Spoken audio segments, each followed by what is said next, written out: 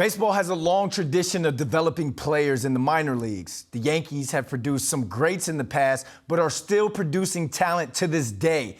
One of those young prospects is Anthony Volpe. And to discuss Anthony and all things Bombers is the host of Pinstripe Perspective, Sweeny Murti.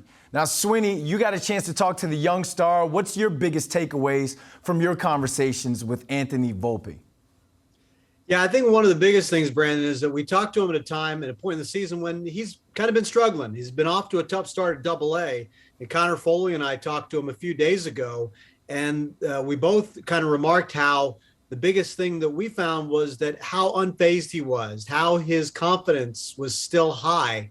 When a player struggles for the first time, really, in the minor leagues, it can be a little bit of a hit to his confidence, and didn't seem to be that. That's one of the reasons that people are so high on Anthony Volpe as a prospect. When they talk about makeup and character and quality, that's what they're talking about. And he's starting to dig himself out of it a little bit. Still a lot of talent there, and he's showing all the people his tools that have made him one of the top prospects in baseball. You mentioned character, quality, confidence. Do you see him getting a call from Boone this season?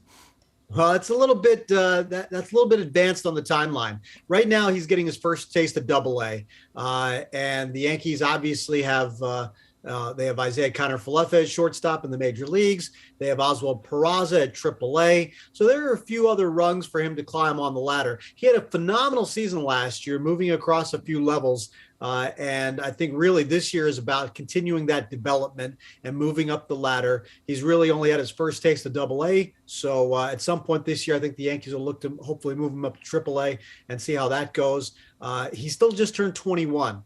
And that's still a pretty young player. Now, some other players that he came up along the chain with have moved up in other organizations, but those teams are in different places. You know, the Kansas City Royals moved Bobby Witt Jr. up, and he's had a few struggles too, but the Royals are at a different place in the chain than the Yankees are right now. The Yankees are a contending team, and so that'll really help determine too how quickly they move players up. But if Volpe continues to play well, or he'll move up the chain as his progression moves.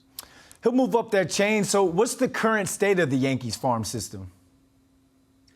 They've got a lot of good prospects in this system. The Yankees are ranked pretty highly. They've got a few players who, when trade talks come up, they consistently have a lot of names that people are being asked about. And Jason Dominguez is one, Anthony Volpe is one, Oswald Peraza is another. They have some pitchers that are starting to move the needle a little bit too. You know, they have a lot of guys who are putting up some quality numbers, big strikeout numbers, and getting the attention of scouts around the league. So, listen, last year the Yankees made a couple of moves at the deadline and had to give up some prospects to do it with getting Anthony Rizzo and Joey Gallo at the deadline. They had to move some prospects. So they're still pretty deep as far as the farm system goes. And, there are two ways to use that farm system: is to improve your own team by promoting those guys, or by trading them for players that can make an immediate impact. And the Yankees are trying to do both right now. Sweeny, my mother says you learn something new every day. I just learned all about the Yankees farm system thanks to you. And thank you for joining us. And please check out Pinstripe Perspective on SNY.TV.